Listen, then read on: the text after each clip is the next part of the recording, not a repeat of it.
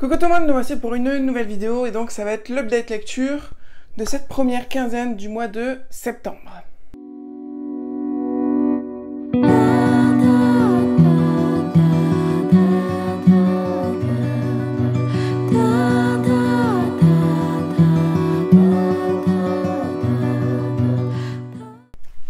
Alors aujourd'hui je vous prends, en fait je me rends compte que je fais tout simplement des vlogs lecture parce que là je vous prends, on est le 7 septembre, le samedi 7 septembre et je vous prends déjà maintenant pour faire l'update parce que j'ai déjà 30 livres, 30 lectures effectuées, beaucoup de BD parce que du coup je fais le challenge des sorciers, je vous mettrai là la fiche ou en barre d'infos aussi ma palle pour que vous sachiez de quoi je parle. C'est un challenge que je fais intégralement avec des graphiques ou des petits romans, des petites lectures, étant le but d'avoir le plus de points et de gagner. Donc voilà, et puis surtout parce que aussi je fais le pack à côté, donc le pack c'est quasi que des romans, donc si je veux faire le challenge des sorciers, ben, je fais des graphiques, comme ça il y a un certain équilibre qui se fait, parce que si je me fous des romans aussi pour le challenge HP, j'ai quand même un gros rythme de lecture, mais il faut pas déconner non plus. Donc du coup on va commencer direct avec ce que j'ai à vous présenter. Donc je prends mon petit carnet, parce que du coup j'ai commencé à remplir mes listes de livres que j'ai lus de cette manière. J'aime bien, c'est pas mal. Tout à l'heure je colorais avec mon fils, c'était cool. Donc j'ai commencé le 2 septembre. Hop, je vais prendre tout ça. J'ai commencé le 2 septembre avec Magic Animals, le tome 1. Je pensais que c'était une BD, alors qu'en fait, pas du tout. C'est un hybride. Donc je peux quand même le mettre dans la catégorie bande dessinée si je veux le faire rentrer dans le Pupkin. Parce que c'est un peu comme la collection Moustique, où vous avez des planches de BD et de l'écriture normale, quoi, roman. Voilà.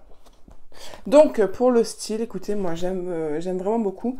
Donc Magic Animals, c'est un thème qu'on a déjà vu et revu de nombreuses fois, mi-humains, mi-animaux qui se transforment, etc. Mais le côté graphique vraiment l'emporte, c'est vraiment super agréable de lire cette histoire, vous voyez, c'est vraiment très très beau. L'histoire est pas mal, comme d'habitude, moi c'est le genre d'histoire que j'aime bien.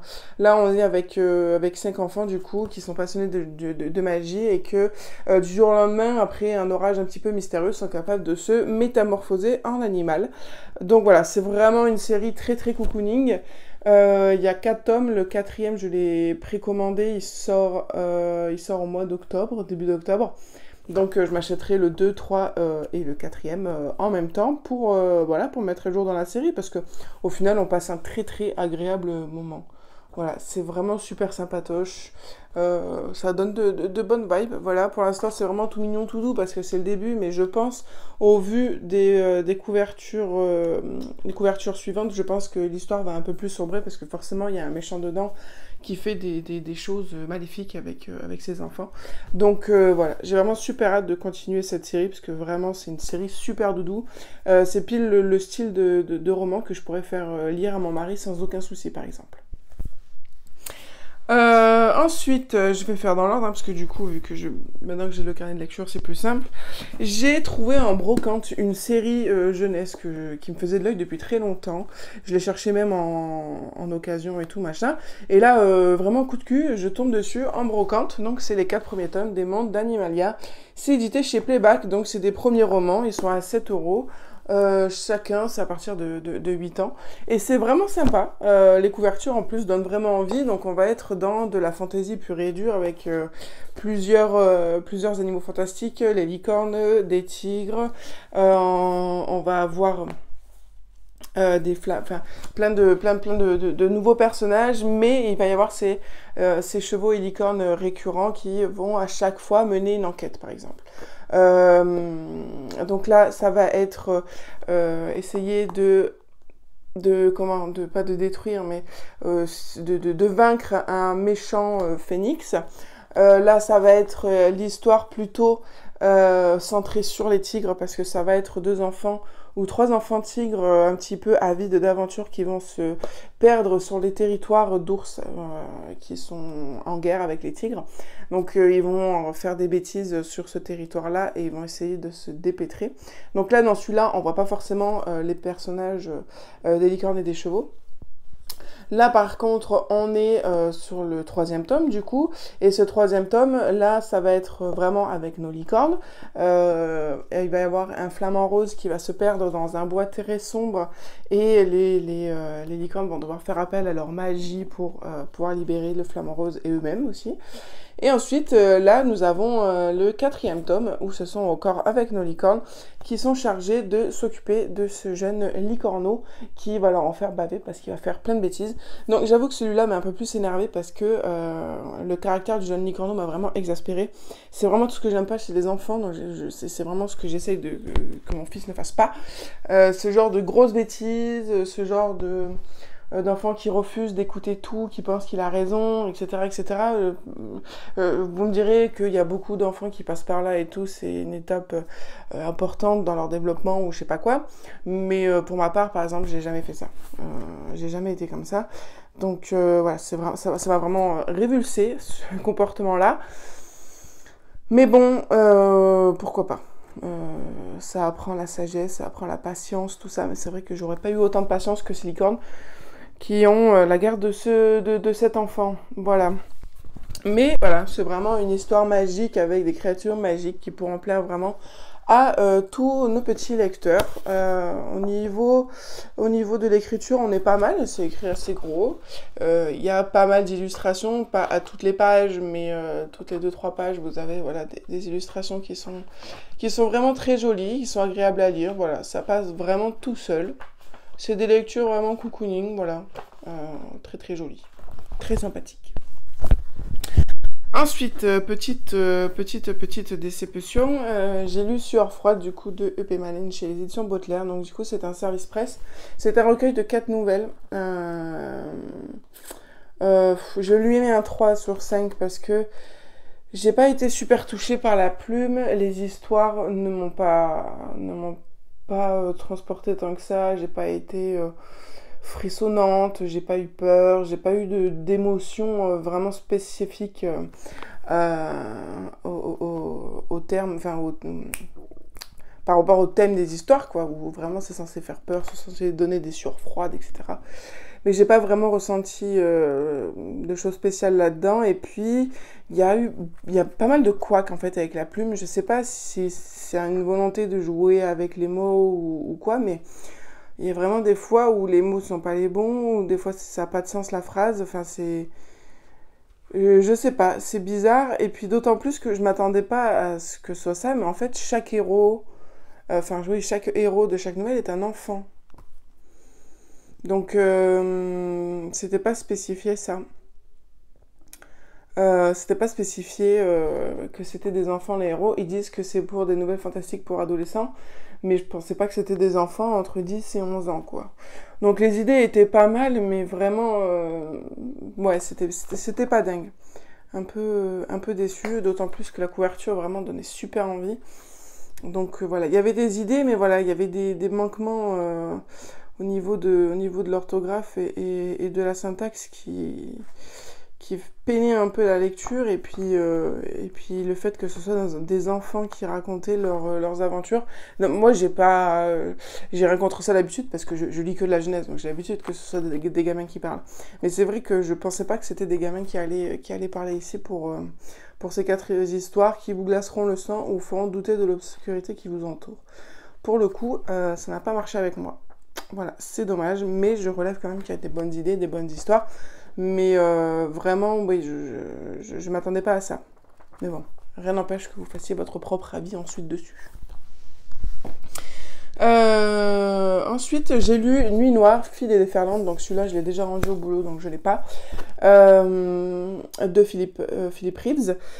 Je l'ai lu un petit peu laborieusement parce que c'est typiquement le type de plume que j'aime pas trop. Alors, je pensais que c'était moi qui avais un souci, ou alors parce que j'avais du mal à me mettre dans les romans ou autre.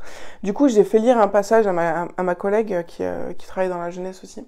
enfin qui travaillait dans la jeunesse, et je lui dis voilà, écoute, est-ce que c'est moi ou est-ce que vraiment j'ai l'impression que c'est très lent, c'est mou, et puis ça s'attarde sur la description, et des fois ça n'a pas de sens, les descriptions, c'est beaucoup dans le lyrisme et tout.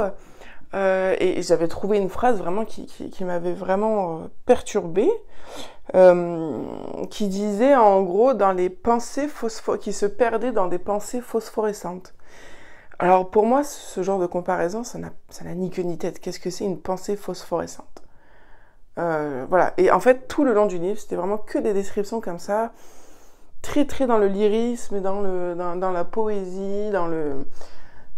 j'aime pas trop ça. J'aime pas trop ce genre de description qui me parle pas du tout et qui ne fait pas du tout travailler mon imaginaire. Mon imaginaire, c'est vraiment dans la description pure et dure, c'est des choses que je peux m'imaginer très facilement. Alors, l'imagination, tout le monde a la sienne, hein. Il y en a à qui ça va parler, ce genre de choses, qui vont avoir peut-être un imaginaire plus complexe que le mien, on va savoir.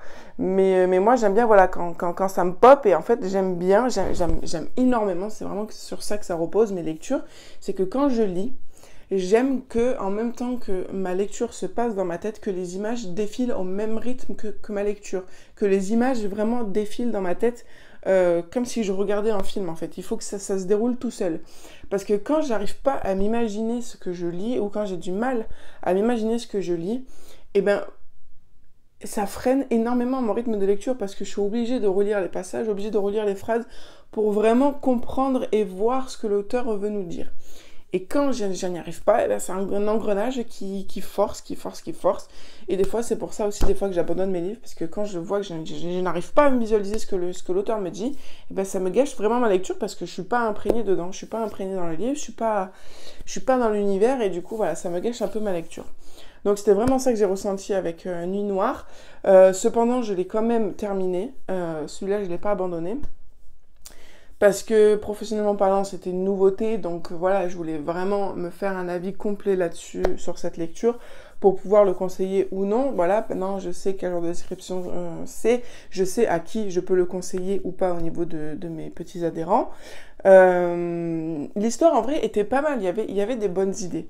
C'était très dans l'univers marin, donc ça peut parler à beaucoup d'entre vous si vous aimez beaucoup tout ce qui va toucher au niveau de la mer, au niveau des océans, au niveau des créatures marines. Au niveau aussi, il y a beaucoup de descriptions au niveau des senteurs. Donc ça va beaucoup parler de ça, de l'odeur de la mer, de l'odeur des algues, l'odeur saline, etc. Voilà. Il y a vraiment beaucoup de descriptions qui fait appel à beaucoup de sens.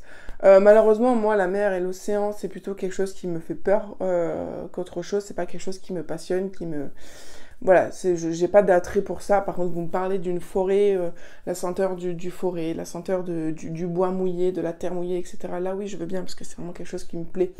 Mais du coup, voilà, il y a beaucoup de choses qui sont rentrées en jeu qui ont fait que je me suis pas du tout immergée dans le bouquin et dans l'univers. Par contre, voilà, l'intrigue était plutôt pas mal.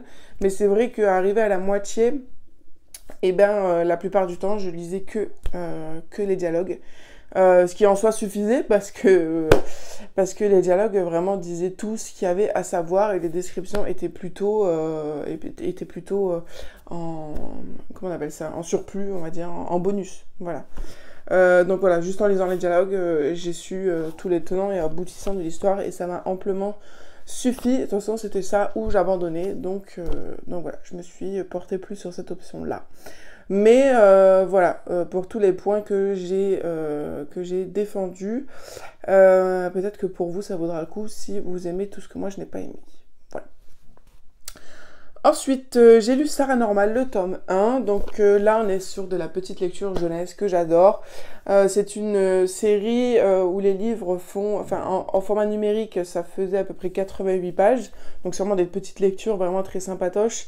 Donc on est du coup avec Sarah qui va emménager avec son père dans une baraque un petit peu bizarre, avec une femme bizarre dedans.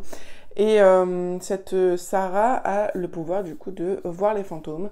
Et voilà, ça va être un peu du Cassidy Blake et d'autres chasseresses de fantômes pour les un peu plus jeunes. Parce que Cassidy Blake, on m'a dit que c'est plus pour les pour les 11-13 ans. Et Sarah Normal, voilà, c'est vraiment pour la tranche 8-12, où on est sur des petits romans, mais avec quand même une intrigue d'enquête bien posée.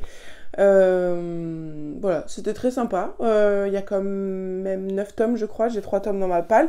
Je vais pas me ruer sur le tome 2 et 3 parce que je sais que voilà, en 1 heure, je peux le lire. Mais voilà, c'est le genre de petite série, par contre, à notre âge, où quand on les lit d'affilée, ça peut vite nous dégoûter, en fait, de l'histoire, de l'intrigue et du personnage. Donc voilà, c'est des petites histoires comme ça que je lirai ponctuellement. Voilà, sans forcément me précipiter dessus, mais c'était sympa. J'ai beaucoup aimé cette lecture, j'ai passé un bon moment. C'était quand même un 4 sur 5. J'ai oublié de dire, mais du coup, Nuit Noire, c'était un 3 sur 5. Et Sueur Froide, c'était un 2,5 sur 5. Voilà. Ensuite, là, on va plutôt parler BD, parce que du coup, voilà, j'ai commencé le challenge d'Harry Potter. J'ai lu le tome 1 et 2 de Equinox d'Aurélie Wallenstein. J'ai adoré, vraiment adoré. C'est vrai que ça a fait beaucoup parler, donc j'avais un petit peu de doute sur cette BD qui a fait beaucoup parler, donc du coup j'ai laissé vraiment l'eau couler sous les ponts et pour me faire mon avis en dehors de cette vague d'avis positifs. Mais ma foi, je ne suis pas déçue parce que tout s'est très bien passé pour moi. Je vais bientôt réserver le tome 3 pour voilà, me mettre à jour dans la saga parce que je l'ai vraiment beaucoup aimé. Les graphismes sont vraiment géniaux. Et puis c'est super intriguant, toute cette dimension de dimensions parallèles, de dieux et déesses, de transformation en animaux, de lune qui s'est éclatée, on ne sait pas pourquoi, on ne sait pas ce qui a fait que, enfin voilà. Vraiment, vraiment super intrigante cette BD, j'ai adoré. Ensuite, en service presse, du coup, grâce à la maison d'édition Dupuis et Nat Gallet, j'ai pu lire le tome 6 des Sœurs Grémillet.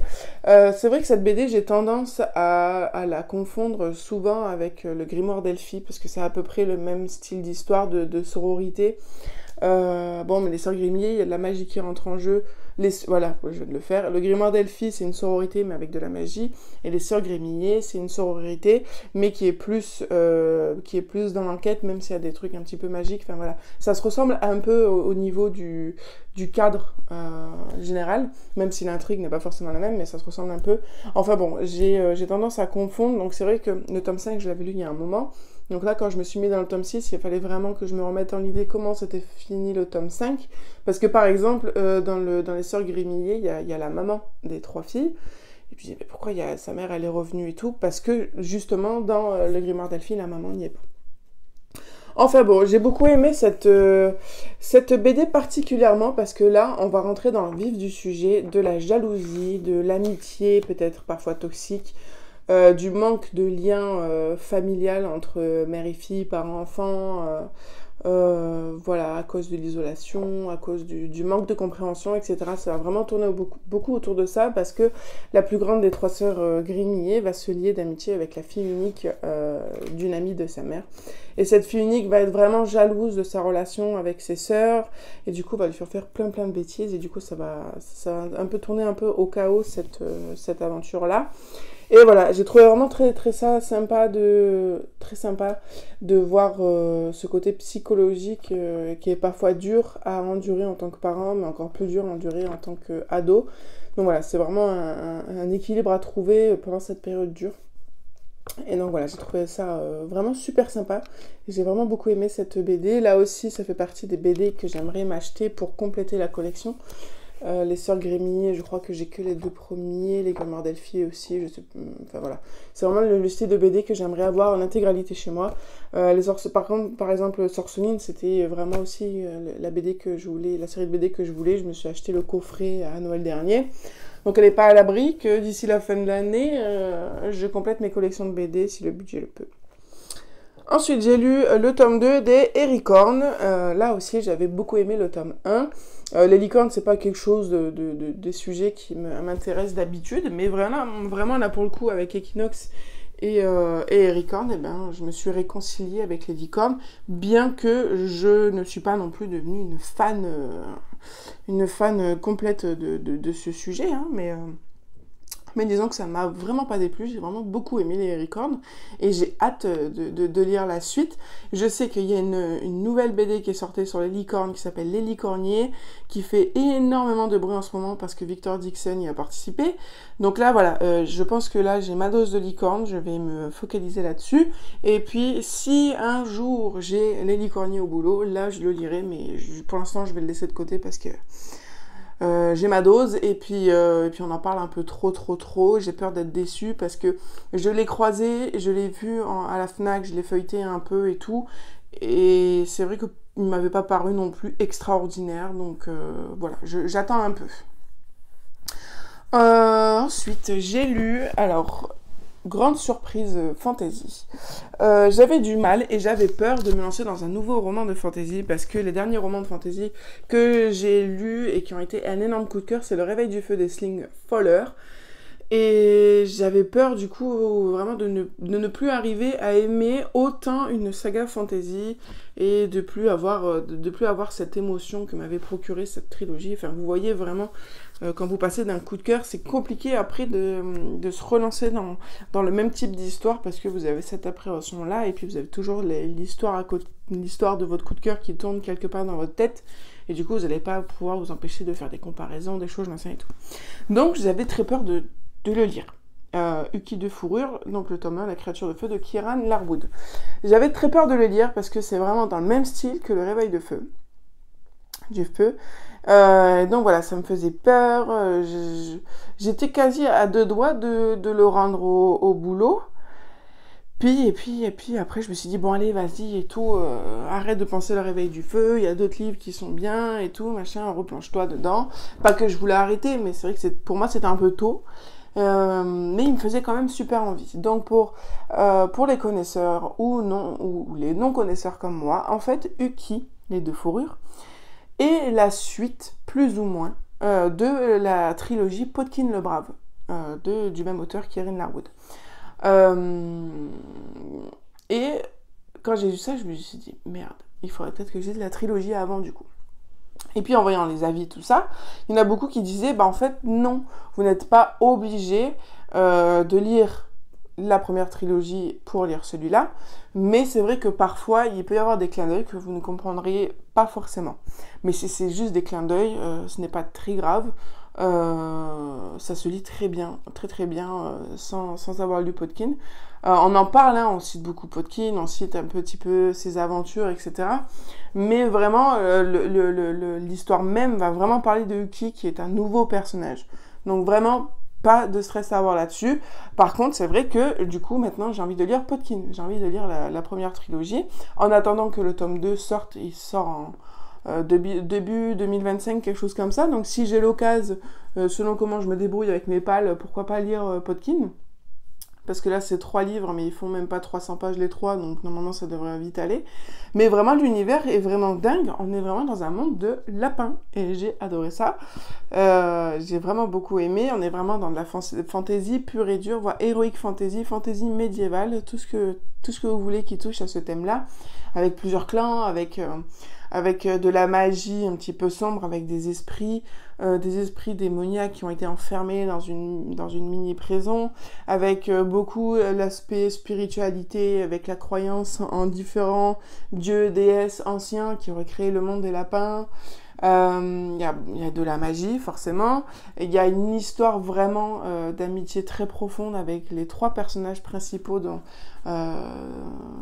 Uki, qui va se lier d'amitié avec 2 personnages vraiment super sympas. Et ces 3 personnages vraiment représentent les pires minorités qu'on peut trouver. Donc on a le pauvre, on a l'isolé qui n'a jamais connu la vie sociale, par exemple, et on a la troisième qui est la rejetée de tous, on va dire ça comme ça si on doit donner des titres. Donc on a le pauvre, la rejetée de tous, et le solitaire, on va dire ça comme ça. Même si il a pas choisi d'être solitaire, c'est parce qu'à cause de ses différences, il a été repoussé. Mais vraiment, vraiment super génial. En plus, c'est vraiment super original. J'ai jamais lu un quelconque livre, bon du coup, à part Podkin, mais un quelconque livre où les lapins chevauchent des gerboises. Voilà, c'est vraiment super, super intéressant. Peut-être le seul bémol, c'est que j'ai pas du tout accroché au graphisme. C'est pas quelque chose qui m'a botté. Voilà, la couverture, oui, carrément, mais l'intérieur, ça m'a pas trop botté. Mais vraiment, l'histoire est vraiment top, top. Voilà. En plus, il y a une double temporalité qui est vraiment top, c'est-à-dire que en fait, on va suivre de prime abord un maître avec son apprenti qui va entamer un voyage au travers des terres des 5 royaumes. Et au fil de leur voyage, le maître va conter des histoires à son apprenti parce que ce sont des bardes. Et donc du coup, pour que l'apprenti devienne un bon barde, il faut que le maître lui raconte plein d'histoires. Et donc l'une des histoires que le maître va raconter à son apprenti est l'histoire de Uki et Uki de fourrure. Donc on a une partie où vraiment on est dans l'aventure de Uki et on a des interludes où on revient au présent, où on est avec le barde et son apprenti. D'autant plus que le barde et l'apprenti ont une mission qui est d'aller vérifier si une certaine secte existe toujours, et sachant que cette secte avait existé au temps de Uki. Donc voilà, c'est deux périodes complètement différentes, mais avec des histoires qui s'appellent l'une et l'autre. Donc vraiment super sympa. J'ai hâte de lire la suite et de lire Podkin du coup. Ensuite, là du coup, on va retourner un petit peu, carrément, dans le graphisme. Donc là, je vous montre le tome 5, mais bon, on va parler pour la série. J'ai lu la série entière donc, de The Millennium, qui se joue en 6 tomes. Donc c'était une BD qui m'a beaucoup plu, rien qu'au niveau des graphismes, j'aime beaucoup, voilà. Donc là, pour la petite histoire, on est vraiment sur une BD plutôt sociale. Parce que Zombie Millennium est un parc d'attractions qui est censé faire peur à tous les humains qui y entrent. Seul petit bémol, les monstres qui travaillent dans ce parc sont des vrais monstres. Donc les morts-vivants sont vraiment des morts-vivants, les vampires sont des vrais vampires, etc., avec toutes les créatures que vous pouvez imaginer. C'est mêlé beaucoup d'humour, il y a pas mal d'humour. Il y a du fantastique, parce qu'il va y avoir pas mal par exemple, de voyages en enfer. Et en fait, il va y avoir beaucoup de social parce que on va parler, il y a un tome qui s'appelle Ressources humaines. On va parler de la condition des salariés, on va parler de l'égalité des salariés. Par exemple, il y a Sirius qui est un squelette qui est le président du syndicat de Zombie Medium. Enfin voilà, c'est vraiment très très drôle, c'est vraiment une satire de notre société, on va dire ça comme ça, et même, ça va beaucoup plus loin, parce que le tome 6 s'est transformé sous forme de télé-réalité. Voilà, je vous en dis pas plus. Mais en tout cas, voilà, si vous voulez une histoire avec des monstres de tout genre, avec des sujets quand même assez profonds, eh ben je vous le conseille fortement. Il y a même des petites références à Harry Potter dedans, qui est vraiment très très drôle, parce qu'il y a une sorcière dedans. Donc voilà, c'était vraiment un très très bon moment. J'ai beaucoup aimé cette série. Ensuite, j'ai continué une saga que j'avais mis en pause depuis un long moment maintenant. J'ai continué la série Carthago de Christophe Beck. Donc j'ai lu le tome 12, 13, 14. Donc en fait, on a les 10 premiers tomes qui font une série. Et en fait, le 11, 12 forme un diptyque et le 13, 14 forme un diptyque aussi. Et le tome 15 qui est sorti en juin, je ne sais pas où il se situe, il faudra que je regarde. Mais en gros, pour la petite histoire, même si là, à partir du 11, on n'est plus vraiment dans l'histoire originelle, on va parler de Mégalodon. Vraiment, les 10 premiers tomes vraiment tournés autour de ça, autour de l'étude scientifique du retour des mégalodons. Et puis après, ça va partir vraiment dans le côté science-fiction avec un homme qui possède la faculté d'être, c'est un homme poisson quoi. Il a la faculté d'être un humain sur Terre, mais aussi d'être dans l'eau et de pouvoir du coup discuter avec les créatures marines, et plus particulièrement, il a un lien très profond avec les megs et tous les autres requins environnants. Donc voilà, c'est une BD de science-fiction et d'aventure vraiment, vraiment géniale. Et dans la même série, on a les Cartago Adventure, où là c'est vraiment des one-shots qui vont traiter de plusieurs sujets différents. Par exemple, vous avez un tome sur le Yeti, un tome sur le T-Rex, un tome sur les loups-garous. Enfin voilà, il y a vraiment, vraiment, vraiment plein de choses. Cartago, c'est vraiment un univers super complet, avec très diversifié. Donc je vous conseille fortement cette série-là, Cartago et Cartago Adventure, parce que vraiment ça peut plaire à tous les fans d'animaux, les fans d'enquête, les fans de science-fiction. Voilà, il y a vraiment plein de choses qui sont abordées dans cette série. Et du coup j'étais très contente de la terminer, de la continuer. Et puis on verra bien quand est-ce que je pourrai lire le tome 15.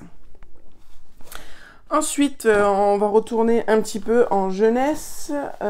Où est-ce que je l'ai foutu? Je l'ai foutu là. Voilà.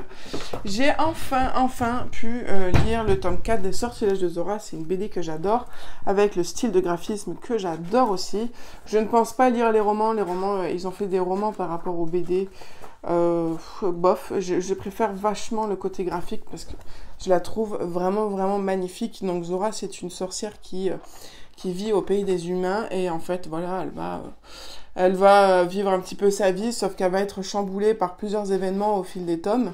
Et donc voilà, c'est vraiment super. À chaque tome, c'est une enquête ou c'est une découverte. Voilà, c'est vraiment super sympa, super léger à lire. Là par exemple, on va plutôt se balader dans les catacombes de Paris. Et c'est vraiment top. Voilà, il y a toute une histoire autour des sorcières, de la chasse aux sorcières. Elle va apprendre, au fil des tomes, elle va en apprendre un peu plus sur son héritage et sur ses ancêtres. Donc c'est vraiment pas mal. Une histoire d'amitié aussi. Voilà, j'aime vraiment beaucoup. J'aime vraiment beaucoup cette histoire. Donc ça aussi, c'est typiquement le genre de BD que j'aimerais beaucoup avoir chez moi. Parce que j'adore. Ensuite, après le Sortilège de Zora, alors c'est là qu'on va retourner un petit peu côté roman. J'ai lu 4 tomes, donc 4 tomes que j'ai achetés ce mois-ci. Donc pour ma palle, c'est plutôt pas mal. Je me suis mise à remettre à jour ma série de Jasmine et les apprentis vétérinaires. J'en avais déjà 3 chez moi. Donc là, j'ai fait le plein. Donc j'ai pris d'occasion, il y avait le tome 7, le tome 2 et le tome 6. Et j'ai acheté ce mois-ci le tome 11. Le tome 12 sort là, fin septembre. Ça traitera des hérissons.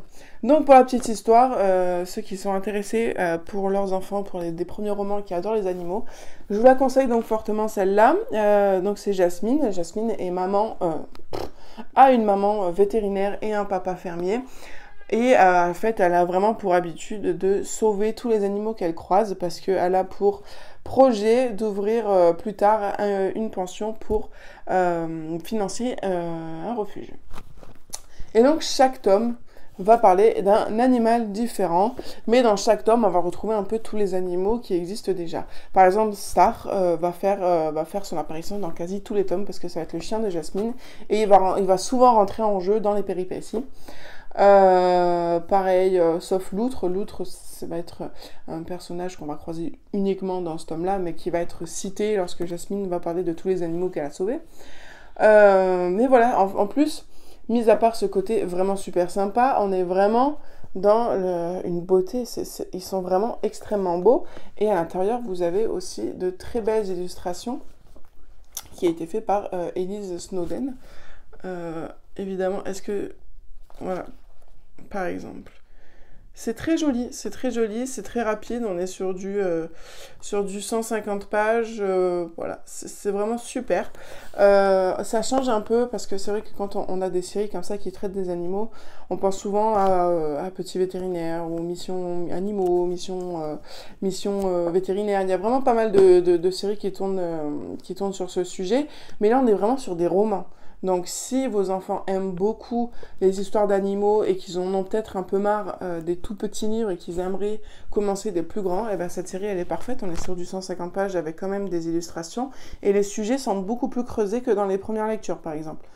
Là on va souvent aborder des sujets familiaux, parce que du coup, très très souvent, Jasmine va être en conflit avec ses parents, elle va être parfois obligée de mentir, ou voilà, on aborde vraiment plus de sujets là-dedans, et puis surtout, au niveau scientifique, c'est beaucoup plus développé là-dedans. On va apprendre plein de choses, là par exemple sur les chouettes effraies, on va apprendre plein de choses sur les chiots, j'ai appris plein de choses sur les loutres, les lapins, je savais déjà pas mal de choses avec notre Cham-Cham et notre feu Poupi.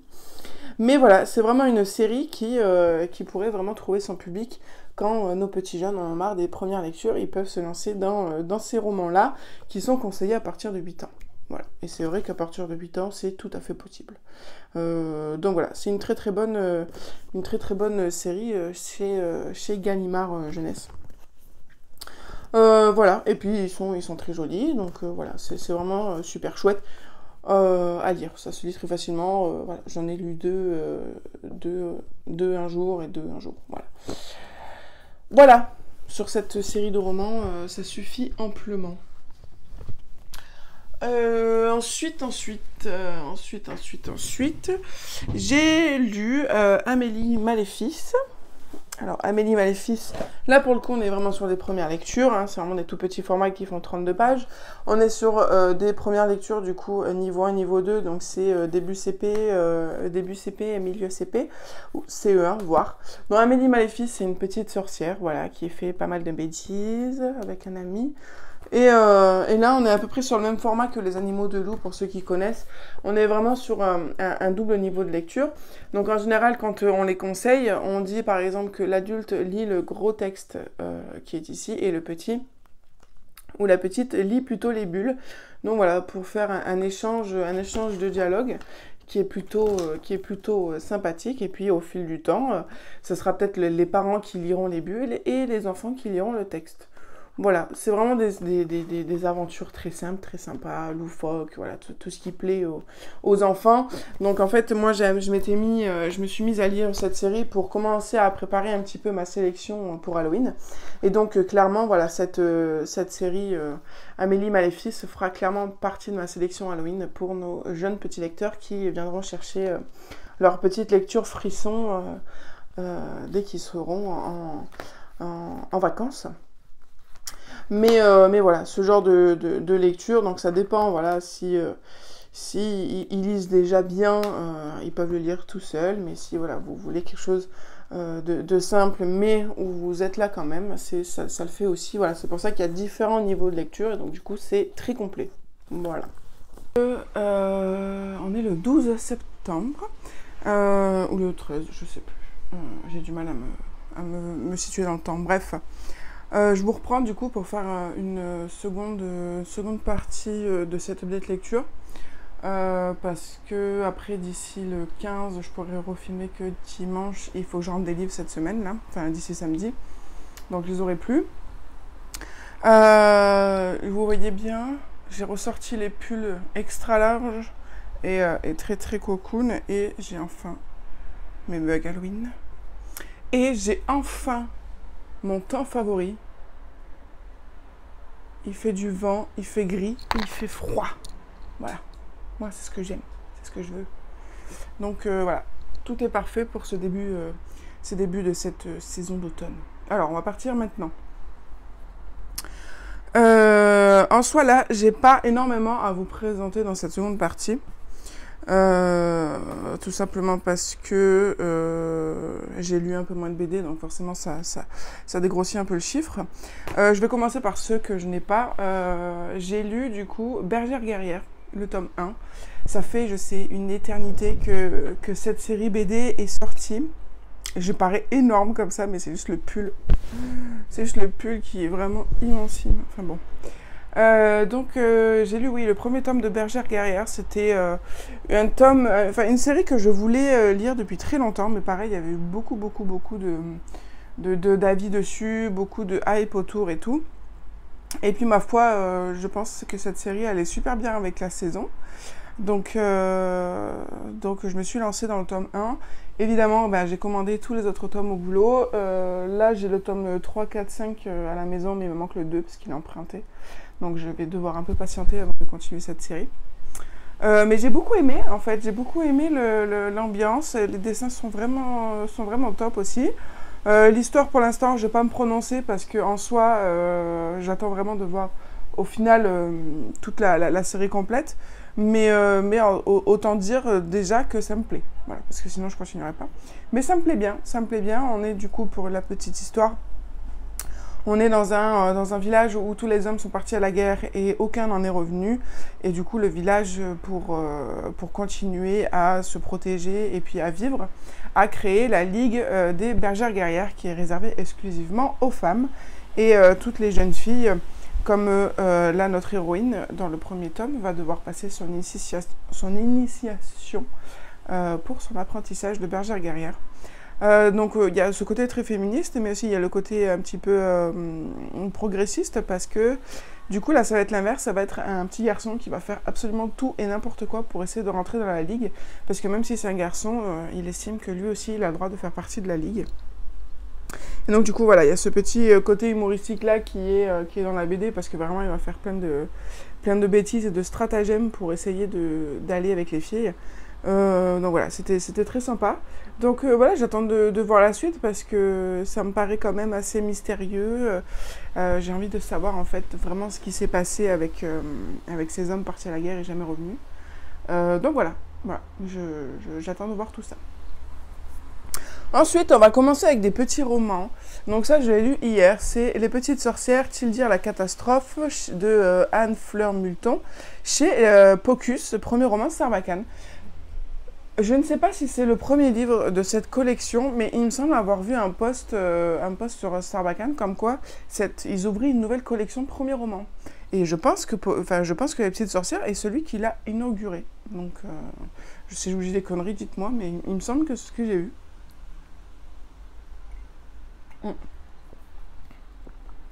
Donc là, on est dans une histoire fantastique avec Tildir qui a 10 ans. Qui vit dans une famille de sorcières, mais pas n'importe quelle lignée, hein, c'est l'une des plus puissantes lignées des sorcières. Toutes ses sœurs, cousines, tantes, mères, grand-mères, etc., ont toutes des pouvoirs extraordinaires. Et elle, du coup, elle se retrouve sans magie. Elle se dit, putain, j'ai pas de pouvoir, c'est bizarre et tout. Et d'autant plus, c'est encore plus stressant parce que dans ce monde, les jeunes filles, à 10 ans, du coup, elles doivent partir durant la nuit, pendant 1 an, chercher un apprentissage, toute seule. Et du coup, quand tu as de la magie, c'est peut-être plus facile. Mais du coup, Tildir, voilà, elle a vraiment ce stress-là, de se dire comment je vais faire pour partir toute seule sans magie, je ne sais pas comment ça va se passer, etc. Elle a très très peur de décevoir sa famille. Et du coup, au lieu d'attendre la cérémonie officielle pour partir, eh bien, elle part de son plein gré bien avant la cérémonie pour éviter toute déception lors de la révélation de ses pouvoirs. Et donc, du coup, voilà, on va la suivre dans son petit périple. Et on se doute un peu, en fait, de ce qui se passe réellement pour elle dès le début. Mais c'est quand même une histoire très mignonne. En tout cas, pour les plus jeunes, ça peut vraiment être super intéressant de voir s'ils vont deviner ou non quelle est la véritable magie de Tildir. Mais en tout cas, voilà, j'ai vraiment beaucoup aimé. Ça pourra plaire à beaucoup de petites, on va dire, de petites mains bricoleuses.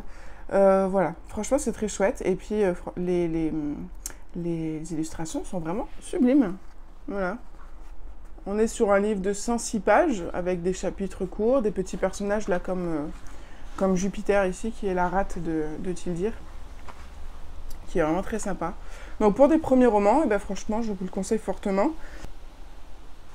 Oh, voilà, celle-là, en pleine page, elle est sublime. Non, c'était pas celle-là. Là, elle était en train de partir.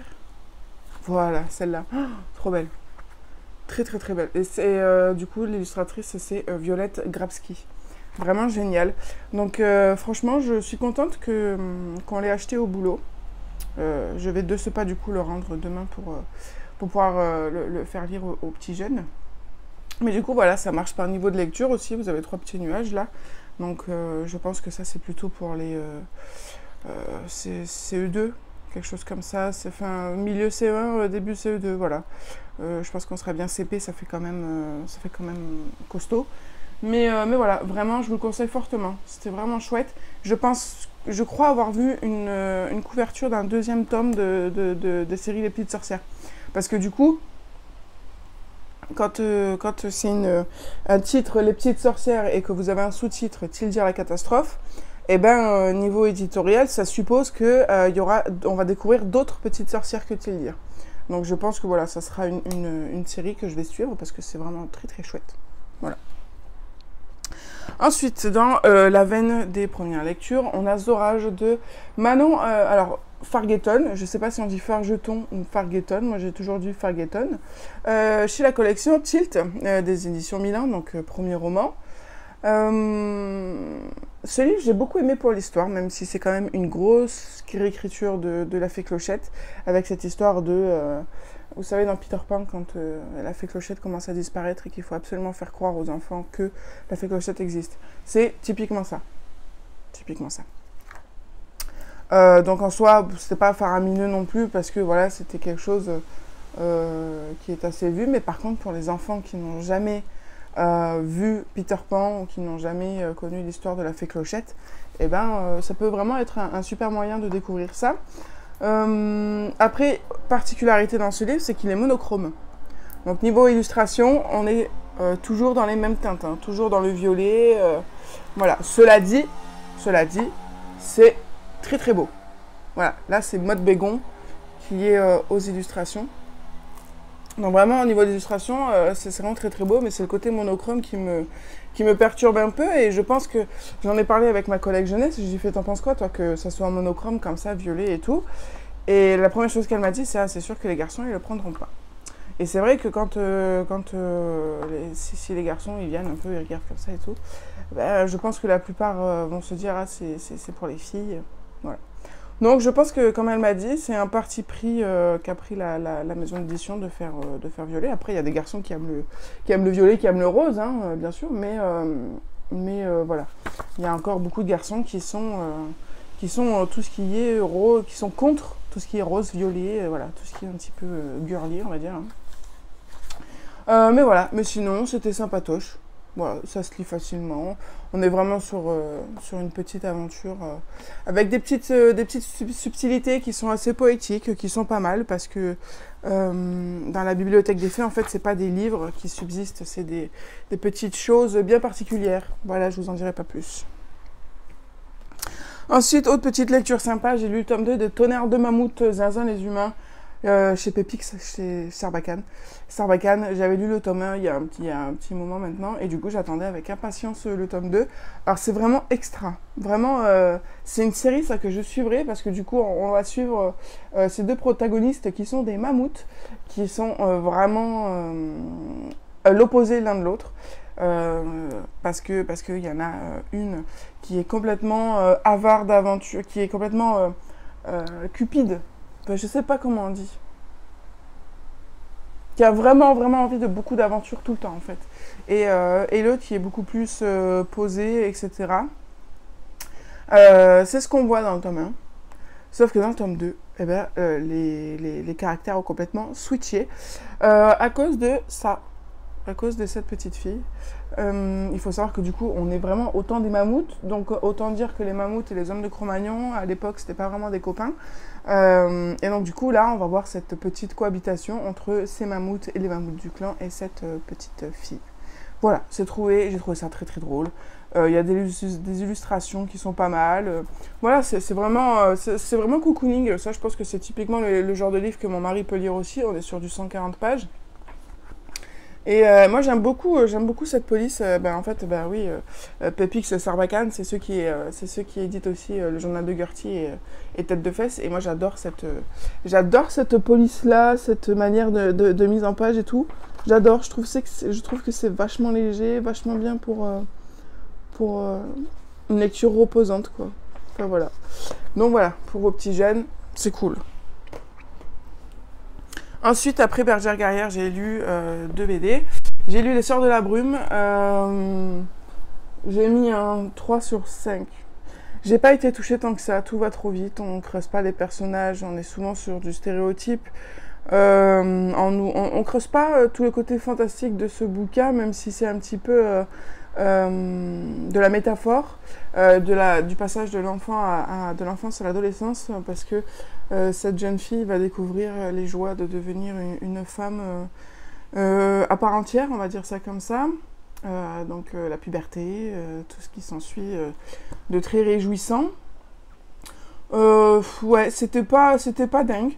Heureusement que les graphiques étaient sympas, voilà, au moins ça. Parce que sinon, voilà, vraiment l'histoire, elle n'était pas sans grand intérêt.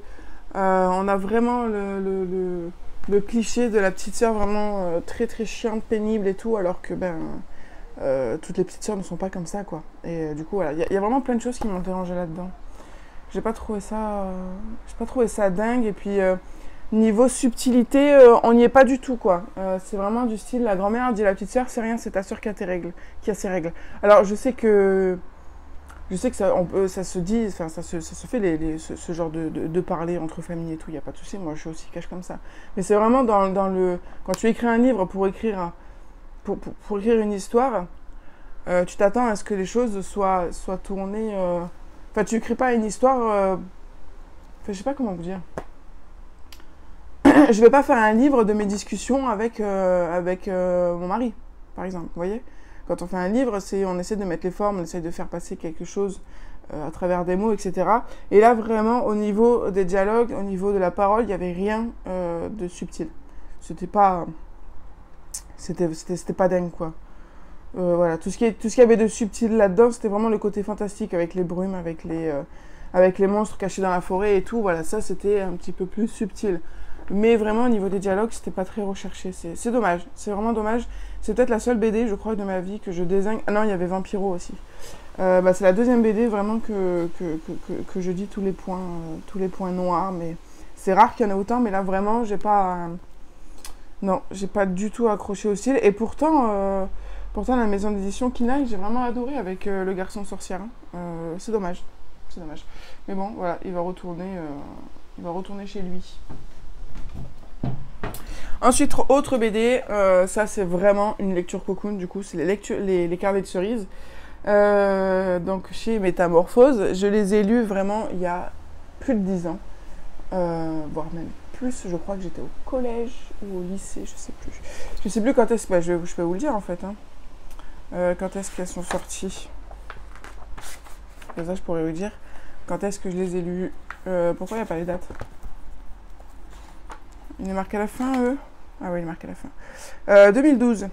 2024, donc c'était il y a 12 ans, j'ai 26 ans, donc oui, c'est ça, j'avais 14 ans, donc j'étais au collège. Non, 14 ans, j'étais au lycée, donc j'étais au lycée. Donc je les avais lus à 14 ans, et puis là, avec l'automne et tout, c'est vraiment le genre de lecture que j'adore. Et en plus, voilà, le tome 1, ça se passe en automne, hein, et c'est vraiment parfait. J'avais super envie de toutes les relire, et ça fait vraiment partie d'un souhait de toutes me les acheter, parce que c'est vraiment top. Ça peut paraître aussi un petit peu enfantin, très bébé et tout, parce que voilà, la couverture elle est très cosy, la personnage elle est assez jeune et tout. Mais au final, on traite de beaucoup de sujets super important, autant pour les adultes que pour les enfants. Donc voilà, c'est une série que je chéris de tout mon cœur. Là aussi, hein, j'ai le tome 3, 4, 5 sur ma table de nuit, il me manque le 2. Donc je sais que je pourrais lire les autres, hein, mais vu que c'est pas forcément des histoires qui se suivent. Mais je préfère attendre le 2 pour vraiment me plonger dans les 5 tomes d'un coup. Voilà.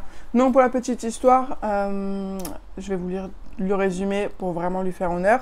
Il était une fois, quand j'étais petite, je me suis fait la promesse que si un jour j'avais un journal intime, il commencerait comme ça. Il était une fois, moi, Cerise. J'ai 10 ans et demi, et mon rêve, c'est de devenir romancière. Mon truc à moi, pour raconter des histoires, c'est d'observer les gens, imaginer leur vie, leurs secrets. On a tous un secret enfoui, que l'on ne dit pas, qui fait de nous ce que nous sommes. En ce moment, avec les copines, on observe quelqu'un de vraiment mystérieux. Voilà. Il va où, lui? Et oui, parce que quand on a sa bibliothèque perso, 2 bibliothèques à part, on a 3 bibliothèques à part, plus les livres du boulot, il faut avoir un excellent souvenir de quel livre va où. Voilà, par exemple, ça va à Pélissane. Là, ça va à Saint-Chamas. Là où ça va à Salon. Et ça, faut que je descende parce que ça va au boulot. Ensuite, on arrive à 2 livres. Bridget Van Der Puff, le tome 2, Le Trait Fantôme de Martin Stewart, chez PKJ. Alors, quand j'avais fait un update lecture, ou même j'en avais fait une chronique sur Instagram, le tome 1 m'avait pas déçu, mais il m'avait pas non plus emporté des mille et des cents. Parce que, comme je le disais, je l'avais trouvé très répétitif, je l'avais trouvé un petit peu mollasson et tout. Vraiment, c'était vraiment ce côté répétitif pour le coup qui m'avait vraiment gonflé. Du coup, j'ai quand même laissé la chance à Bridget en achetant ce tome 2 et en le lisant. Parce que, ben voilà, on est en plein mois d'Halloween, automne et tout, le train fantôme. Je me suis dit, bon allez, je lui laisse la chance, le sujet ne peut que me plaire, donc nous verrons bien. Mais écoutez, contrairement à Bambinou, avec qui je parle sur Insta, qui elle aussi avait été déçue par le tome 1, elle m'a dit même pas je lis le tome 2. Et quand je lui ai dit qu'au final le tome 2 est beaucoup mieux que le tome 1, j'ai pas réussi à la convaincre, mais bon, je vais la travailler au corps. Mais je l'ai trouvé vachement mieux. C'était beaucoup plus élaboré. Niveau des personnages aussi, c'était beaucoup plus élaboré. Par contre, on se détache pas vraiment de toutes les séries jeunesse enquête fantastique. Parce que c'est typiquement le même genre d'intrigue. Dans une ville, enfin ils sont dans leur ville, des légendes un peu bizarres, un homme qui surgit de nulle part, qui est un peu louche, et puis un événement tragique qui se passe, et puis évidemment Bridget qui va sauver tout le monde. Dans ce genre-là, voilà, il en existe des milliers et des cents de livres. Donc je ne dirais pas qu'il est original, je ne dirais pas qu'il se détache de tous les autres parce que c'est faux, il va très bien dans la vague. Mais voilà, il se détache pas des autres, hein. Vraiment, il n'y a rien de trop original, mis à part le fait voilà, que ça se passe dans une pâtisserie, mais j'ai envie de faire le comparatif avec Pâtisserie Bliss. Mais j'attends de lire le tome 2 de Pâtisserie Bliss. Je le lis en novembre normalement, quand j'aurai enlevé mes cartons. Donc peut-être que quand j'aurai lu le tome 2 de Pâtisserie Bliss, je pourrais vraiment faire la comparaison entre les 2 premiers tomes de Bridget et les 2 premiers tomes de Pâtisserie Bliss. Mais voilà, même si ce n'est pas original, que ça sort pas du lot ou quoi, bon, 16,20 €, ça fait quand même un peu chier.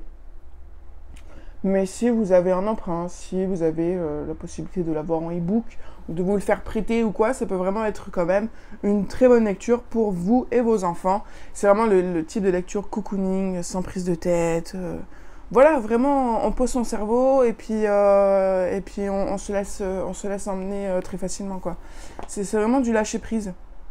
Ça se lit très très facilement et tout. C'est vraiment cool, en fait. Je suis contente de l'avoir lu parce que ça m'a permis de remettre un pied dans les romans. Et c'est vrai que ce premier début de mois, j'ai quand même lu énormément de premières lectures et de BD. Pas beaucoup de romans gros comme ça.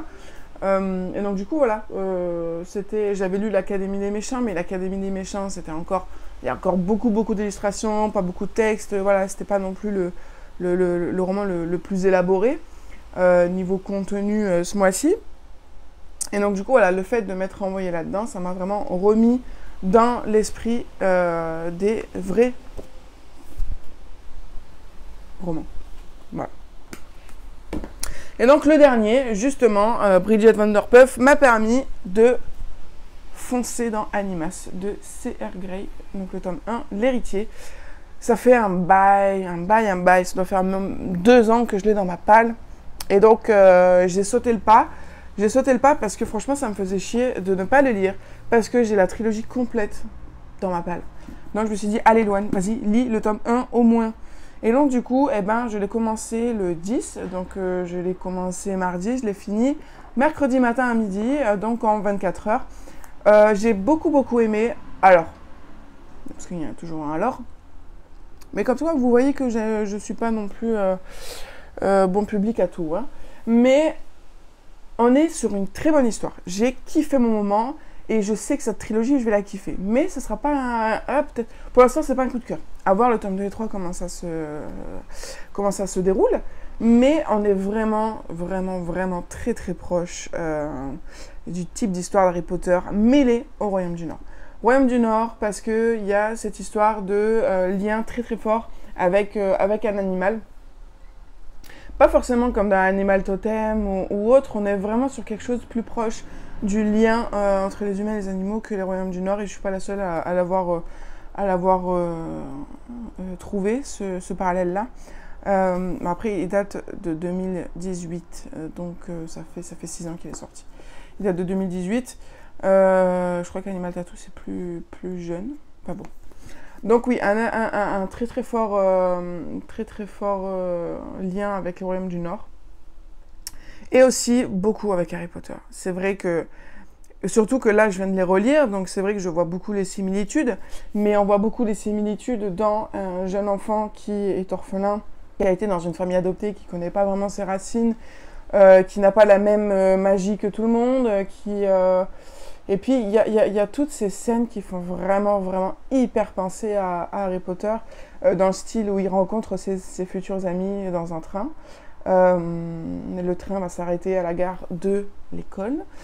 Les dortoirs où il va se trouver, c'est tout en haut de la tour avec une salle commune. Une jeune fille, enfin, il y a les chouettes qui apportent le courrier. Enfin, voilà. Il y a vraiment pas mal de choses. Ça peut vous faire flipper, mais... Voilà, après il faut se dire que Harry Potter, voilà, c'est quand même le précurseur, même s'il y a eu Anthony Horowitz avant, c'est quand même précurseur du style d'intrigue, hein, de magie, d'école de magie, etc. Et donc du coup, forcément, ça a inspiré plein de gens et ça continue à inspirer plein d'auteurs aussi aujourd'hui. Hein. Donc faut pas se fier à ça non plus, c'est juste peut-être un peu perturbant au début, parce que c'est vraiment... dans tout le début du livre où vraiment on va voir toutes ces similitudes là parce que forcément il va rencontrer ses amis, il va arriver à l'école, il va découvrir sa commune, etc. Machin.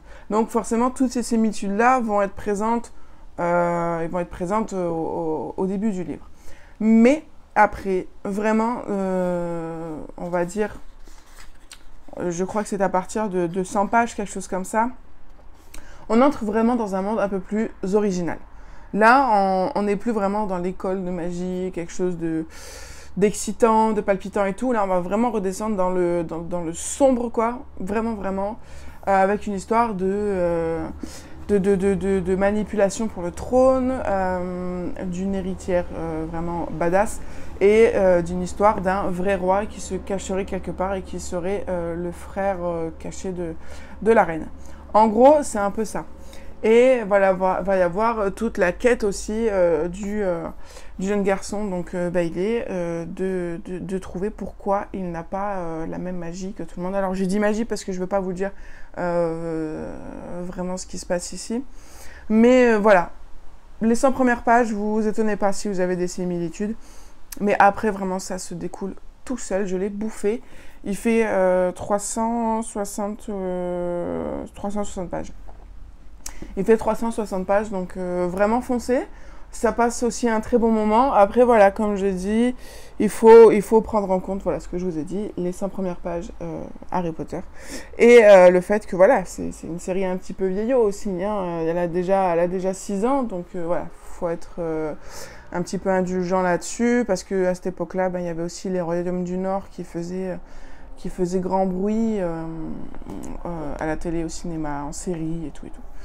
Mais voilà, en tout cas, j'ai vraiment super hâte du coup de lire le tome 2 et 3. Je pense pas que ça sera d'ici la fin de l'année, parce que niveau Pumpkin Autumn Challenge, je suis vraiment au max que je peux. Après, je vais faire le challenge de la crypte au mois de décembre jusqu'à février, là. Donc voir si je peux caser le tome 2 et 3 dans le challenge de la crypte, mais ça m'étonnerait parce que j'ai pas mal de thrillers que j'aimerais bien écouler. Mais on n'est pas à l'abri que... J'espère, premier semestre de 2025, je trouve un challenge où je vais caler toutes mes suites de séries. Voilà, comme ça, premier semestre 2025, je finis le max de séries que je puisse, ou du moins le max de séries que j'ai commencé en 2024 et dont j'ai les tomes à la maison. Voilà, du style celle-ci, du style, je vais commencer Irrésistible Alchimie, là, pareil au Pumpkin Autumn Challenge, j'aimerais bien le terminer. Enfin voilà, il y a plein de choses qui peuvent se passer, pas trop éloigné non plus, parce que c'est jamais bon d'éloigner trop de tomes entre eux, mais bon. Donc voilà, et puis là, niveau update, écoutez, je vais commencer celui-là. Voilà, So Let Them Burn. Ouf. Je sais que c'est à double, c'est soit ça passe, soit ça casse.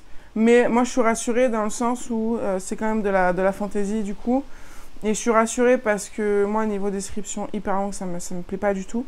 Et là, quand je fais simplement défiler les pages, je vois qu'il y a pas mal de dialogues. Donc, j'ai l'impression que ça va être une histoire qui va bouger, qui va parloter et tout. Donc, voilà, je préfère tout ça. Donc voilà, écoutez, on se retrouve une troisième fois dimanche, juste avant de poster cette vidéo. Voilà, allez, à tout à l'heure. Tout le monde, on est le dimanche 15 septembre. Je vous prends ce matin, il est 7h45 quand on s'est levé, il y a 20 minutes. J'ai pas encore pris le thé ni rien du tout, ils sont en train de le préparer en bas. Mais c'est peut-être le seul moment où je peux filmer tranquillement sans que la petite bestiole vienne m'embêter.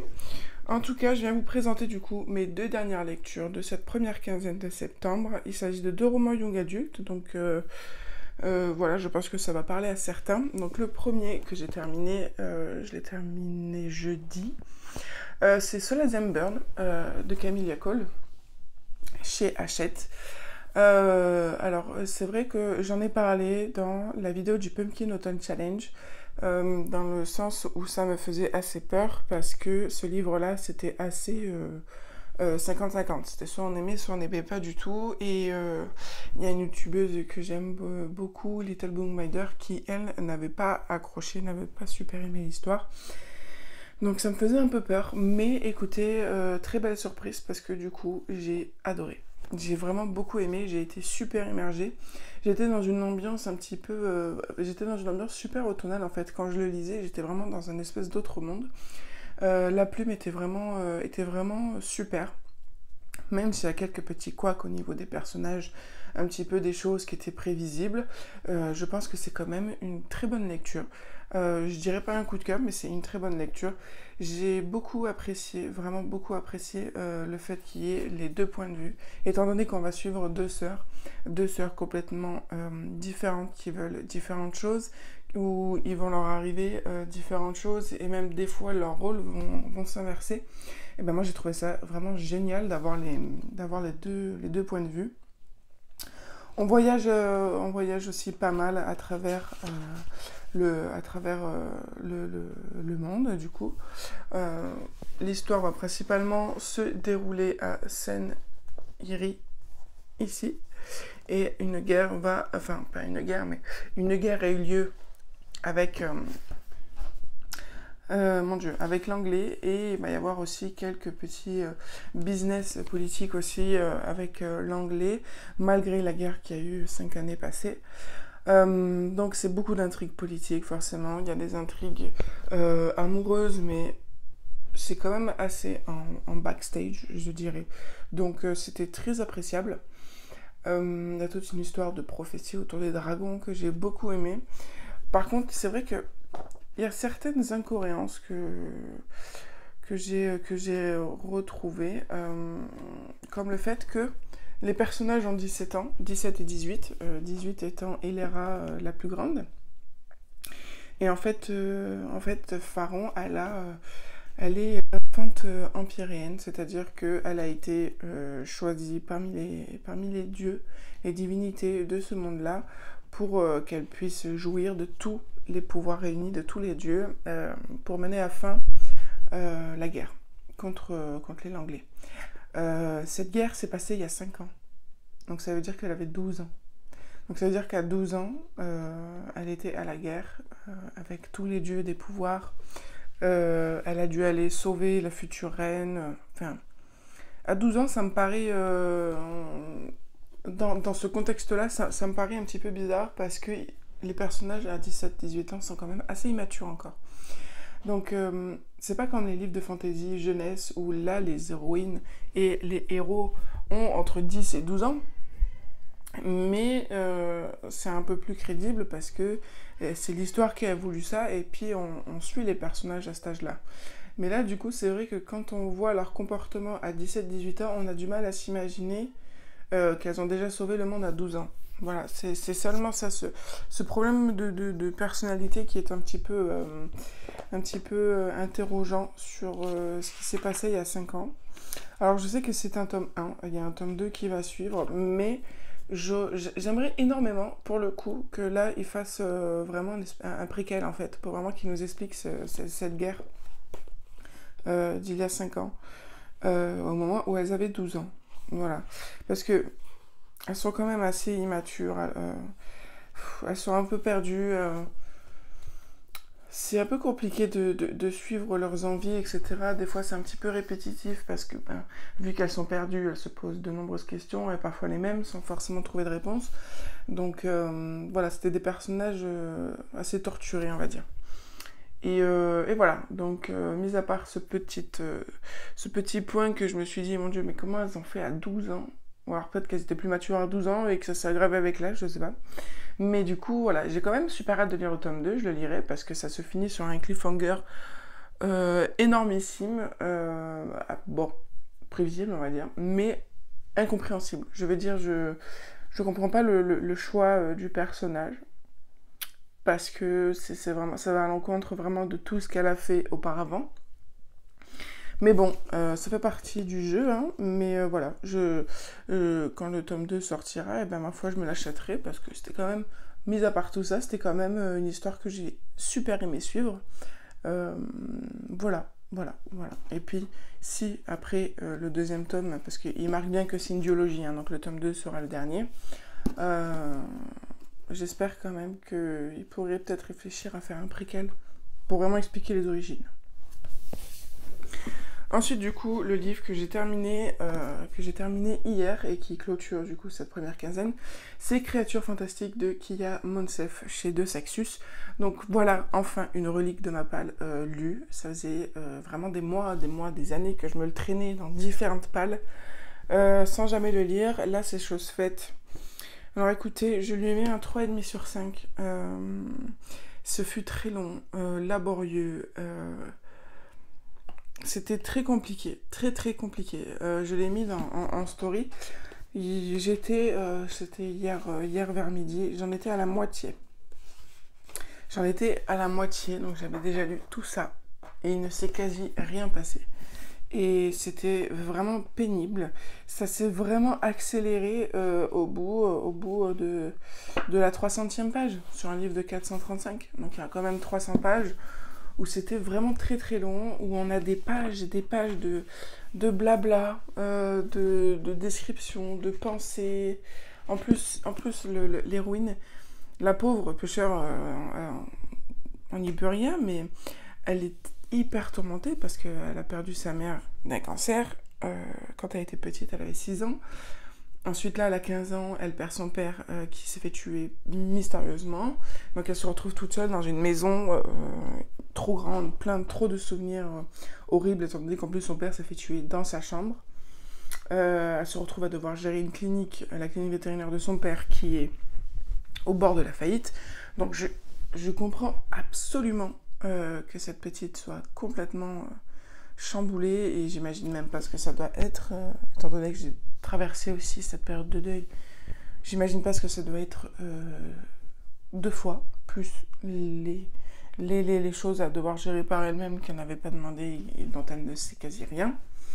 Mais j'ai trouvé que c'était pas une lecture pas du tout joyeuse en fait. C'était hyper triste. C'était des questions à foison. Des apitoiements, beaucoup d'apitoiements. C'était pas réjouissif. Elle était pas... Je sais pas, j'ai pas aimé cette personnage en fait, parce que autant des fois elle pouvait se montrer hyper sûre d'elle et voire même des fois arrogante, autant vraiment c'est une personne des fois qu'on fuit quand on n'a pas envie de se retrouver dans le tourbillon de dépression, vraiment. C'est un peu typiquement le genre de personne où quand je vois qu'ils sont dans un tourbillon de dépression vraiment immense. Des fois, je les fuis un peu parce que ils ont tendance à te refiler leur dépression parce que ils ont besoin de ça. Dedans, il y a une espèce d'histoire de romance qui franchement ne sert à rien du tout. Parce que elle dit qu'ils se comprennent, elles se retrouvent en eux, etc. Mais en fait, ils ne partagent rien. Je veux dire, à chaque fois, elle se dit « Oh, j'aimerais bien lui raconter ça, me vider le cœur », et puis au final, elle le fait pas. Et au final, ce sont des échanges de messages vraiment bêtes et cons. où juste ils rigolent, ils s'envoient des vannes, mais il n'y a rien de profond en fait dans cette relation. Et du coup, j'ai trouvé ça inutile. Vraiment, on a des discussions comme ça par SMS que j'ai trouvé ça vraiment inutile. Il n'y a pas, en fait, au fil du temps, je vois pas en quoi ils se comprennent, étant donné qu'ils n'échangent pas grand-chose de personnel, en fait. Juste, il voit qu'elle est triste, alors il se dit, ah ben je comprends que tu sois triste, et voilà. Mais ça va pas plus loin dans l'approfondissement, alors que le livre est quand même énorme. Je veux dire, on aurait pu creuser tout ça, vraiment aller dans la psychologie du personnage, et vraiment faire une relation qui tient par des points communs qui ont été développés, quoi. Et donc, il y a ça qui allait pas. Il y a les descriptions à foison. Alors ça, je déteste. Parce qu'en plus, là, c'était le genre de description où vraiment, ça prend des pages entières. Il y a un paragraphe qui va décrire le couloir, un paragraphe qui va décrire le vestibule, un paragraphe qui va décrire les fenêtres et tout. Enfin, vraiment, des fois, ça prenait 3-4 pages. Et c'était le genre de description, en fait, où on enchaîne les comparaisons, les métaphores et tout. Et puis, au final, quand on a fini de lire, on sait même plus à quoi ça ressemble, tellement on nous a donné de détails, de comparaisons. Dans la tête, ça n'a plus rien de concret, en fait. C'est très flou. Et il y avait trop de descriptions et ça gâchait ça gâchait complètement le plaisir. Voilà, c'est beaucoup de trucs comme ça aussi, où des fois, elle va se retrouver seule dans sa chambre et puis elle va répéter tout ce qu'elle a déjà dit, les 200 pages, et machin. Voilà. C'était trop. Quand elle parle de ses parents et tout ça, elle est du style très triste et tout ça. Et puis au final, on apprend que, bah non, en fait, elle est pas triste parce qu'elle ne peut pas être triste. Bah, tu l'étais dans les 300 premières pages. Donc c'était vraiment très flou. L'intrigue était très floue. Le seul filon qui pouvait tenir, c'était l'enquête sur les créatures fantastiques. Mais c'est vraiment juste pour les créatures fantastiques que j'ai continué ce livre, parce que je voulais savoir du coup ce qui allait arriver à ces petites bébêtes. Donc heureusement qu'il y a ces petites interludes où en fait ce n'est pas elle qui parle, c'est des histoires qui sont contées, des contes en fait, parce que son père du coup lui racontait des tonnes d'histoires quand elle était petite, où on parle de créatures fantastiques justement. Donc on va avoir par exemple l'histoire, la légende plutôt de la manticore. On va avoir la légende du griffon, la légende de la licorne, la légende du dragon dans la théière. Donc heureusement qu'il y a ça pour ajouter un petit peu de souffle, d'un petit peu vraiment de beauté et d'imaginaire, parce qu'après on retourne directement dans la vie de la jeune fille, Marjane, qui franchement n'est pas une partie de plaisir à lire. Et puis j'ai trouvé qu'elle était vachement égoïste avec ses meilleurs amis, comme elle dit, parce que elle se joue d'elle un peu, quoi. Et puis je pense qu'un petit peu d'honnêteté et un petit peu de confiance ne lui aurait pas fait de mal, en fait. Voilà. Et puis je veux dire, elle ne croit pas en la magie, mais elle croit au griffon. Donc je trouvais ça aussi malvenu de sa part, parce que du coup elle va rencontrer un personnage, voilà, qui sera en lien avec la magie, et elle dit ne pas y croire, mais elle croit aux griffons. Sauf que si les griffons existent, c'est qu'il y a quelque chose de magique qui existe quelque part. Enfin voilà, j'ai trouvé vraiment cette héroïne très perdue. Ouais, pas du tout cool à suivre. Voilà, à partir du chapitre 19, quasi, je lisais que les dialogues et quelques descriptions qui étaient nécessaires, mais je faisais vraiment le tri parce que vraiment j'allais finir aussi déprimée qu'elle, quoi. Et moi je voulais juste savoir finalement qu'est-ce qui va arriver à toutes ces bébêtes. Voilà, c'est tout ce qui m'importait dans l'histoire. Donc voilà, vraiment franchement une déception. C'est pas un livre que je vais garder à la maison, parce que j'en garde pas non plus un super bon souvenir. Je pense qu'il finira en boîte à livres, ou que si je trouve quelqu'un à qui il pourra plaire plus que moi, je lui donnerai, je lui offrirai. En tout cas, voilà. Voilà. En tout cas, j'ai beaucoup plus aimé Solid and Burn que Créatures Fantastiques. Et c'est un petit peu dommage, parce que vraiment, dans ma tête, je pensais vraiment que ça allait être l'inverse. Donc, comme quoi, on n'est pas au bout de ces surprises. Écoutez, j'espère que ce petit update lecture vous a plu. Je vais de ce pas aller prendre mon petit déjeuner, mon thé, et puis écoutez, je vous dis à très bientôt sur la chaîne pour de nouvelles vidéos, et puis n'hésitez pas à vous abonner si tout ça vous plaît. En tout cas, j'espère que oui, parce que moi j'aime toujours autant. Donc je vous fais plein de gros bisous, et je vous dis à très bientôt sur la chaîne.